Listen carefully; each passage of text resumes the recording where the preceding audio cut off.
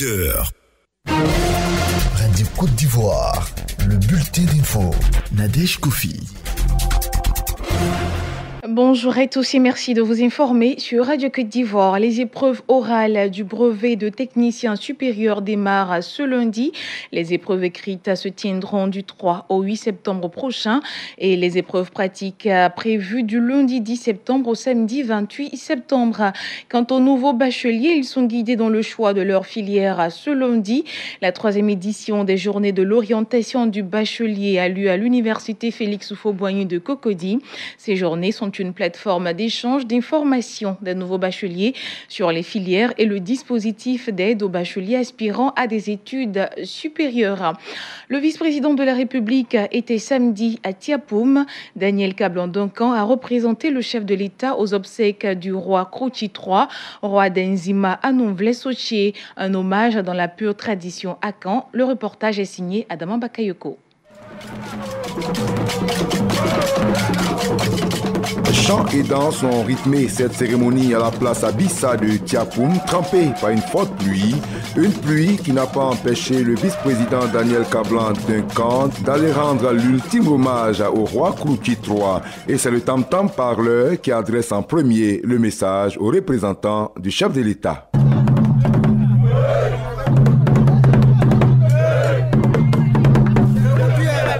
Un message que seuls les initiés comprennent. Kwame Eile Cyprien, fils du royaume. Le roi Krouti III avait eu le pied cassé.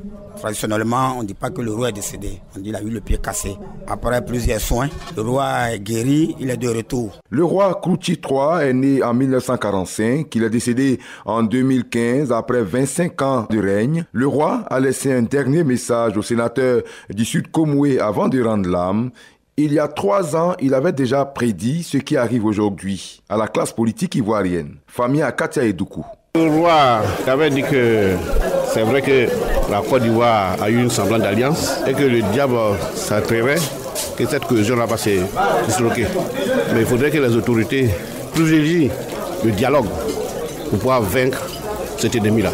Au total, 53 millions de francs CFA ont été offerts à ses funérailles, dont 20 millions du président Alassane Ouattara, ami du défunt. La fête s'est poursuivie sous la pluie, car dans la nuit, le roi est mort. Vive le roi! La Côte d'Ivoire est passée en quelques années du statut de pays de transit de la drogue à pays de trafic de drogue. Une situation préoccupante, surtout dans les établissements scolaires, devenus de véritables marchés pour les trafiquants. Le sujet était au centre des échanges du magazine Les Salons de Radio Côte d'Ivoire hier dimanche. L'appel du secrétaire général du comité interministériel de lutte contre la drogue aux parents d'élèves. On écoute le général Krouma Mamadou. Que chaque parent s'implique dans la lutte, que chaque parent écoute les enfants à la maison avant de sortir, que chaque parent consacre un peu de temps à écouter les enfants. Si nous écoutons les enfants, ils nous diront, nous pourrons leur donner les instruments de la lutte contre la drogue pour dire non à la drogue. La drogue n'a pas de place dans ma vie, la drogue ne doit pas avoir de place dans la société. Et c'est à ce prix-là que nous parviendrons à vaincre le fléau de la drogue, à le diminuer, parce que éradiquer c'est illusoire, mais la réduction est possible et nous y sommes. Les principaux acteurs et les institutions impliquées dans la production audiovisuelle se sont retrouvés pour identifier les moyens susceptibles de permettre à la production audiovisuelle d'être plus compétitive. Au terme de la rencontre, professeur Konaté Yacouba se prononce. L'un des enjeux du nouveau contexte aujourd'hui sera de reprendre cette télé de papa ou du père de la nation, comme je l'appelle, qui s'est structurée autour d'émissions qui étaient des événements cultes que tout le monde regardait. Et ces émissions nous rassemblaient. Le nouveau contexte se présente à nous s'il nous donne des chances de mieux maîtriser notre paysage audiovisuel et donc de nous approprier notre propre imaginaire. Vaut la peine d'être vécu. La pluralité d'une offre de qualité, c'est le défi qui se présente à nous. Alors j'ai bon espoir que chacune des télés qui vont arriver à concevoir des émissions qui vont également nous amener à faire société. Vous suivez le bulletin d'information sur Radio Côte d'Ivoire. Bonne nouvelle dans la région du Folon. Bientôt une maternité à Kambangoué dans le département de Kagnasso. Les travaux de construction de l'édifice sanitaire ont été lancés récemment par le conseil régional du Folon. La correspondance de Tano Kone. Les travaux de construction de cette maternité vont durer 3 mois et coûteront au conseil régional du Folon près de 30 millions de francs CFA.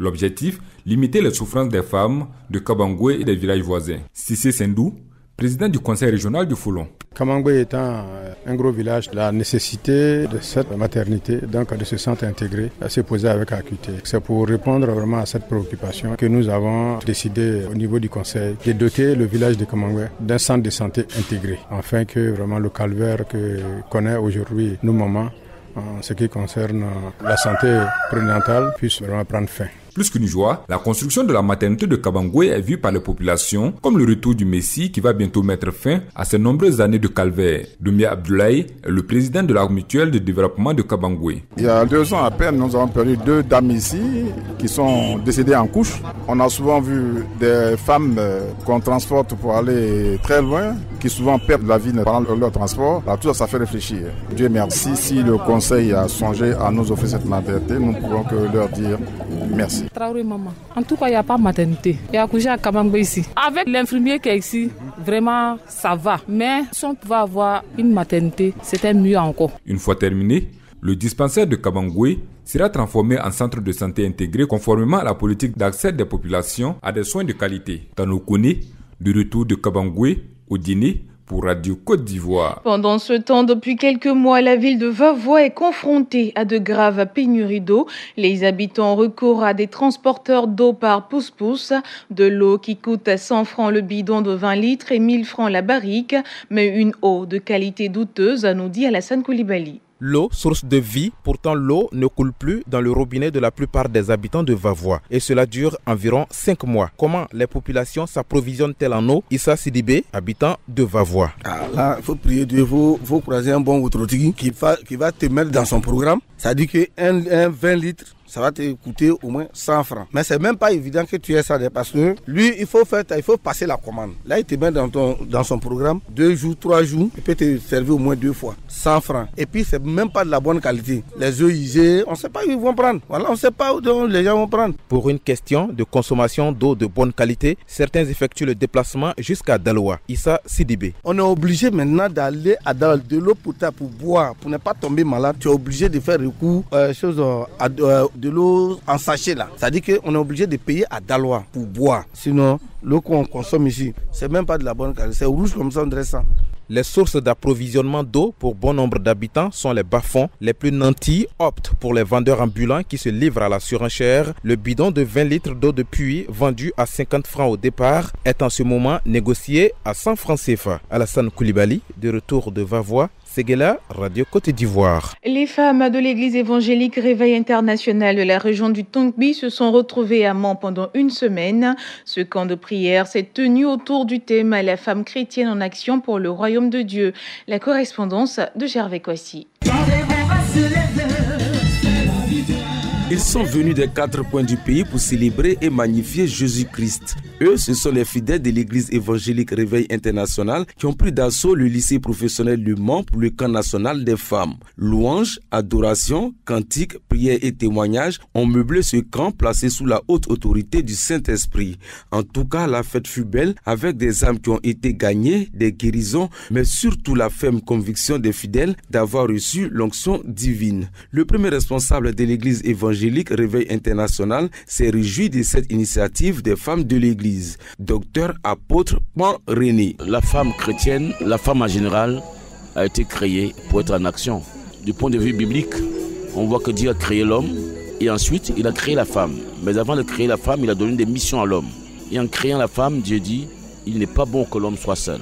Donc la femme est créée avec mission d'aider l'homme à accomplir le mandat que Dieu lui a donné. En marge du camp, les fidèles de l'église évangélique Réveil International ont procédé à la remise des clés du dispensaire du village de Gloulé, sous-préfecture de Podia-Guinée, qu'ils ont rénové après avoir fait don au CHR de la cité des 18 montagnes. Gervais Kwasi, Mans, Radio Côte d'Ivoire. Dans l'actualité hors de nos frontières, le président américain reçoit son homologue kényan ce lundi à la Maison-Blanche pour la première rencontre bilatérale officielle entre les deux hommes. C'est la deuxième fois seulement que Donald Trump invite un dirigeant africain après le Nigérien Muhammadu Buhari en avril 2018. Les deux chefs d'État doivent discuter coopération régionale et questions sécuritaires, mais aussi commerce et investissement. Rappelons que Uhuru Kenyatta est depuis samedi à Washington pour une visite censée durer 4 jours suite à l'invitation de Donald Trump. C'était le bulletin d'info présenté par Nadège Koufi.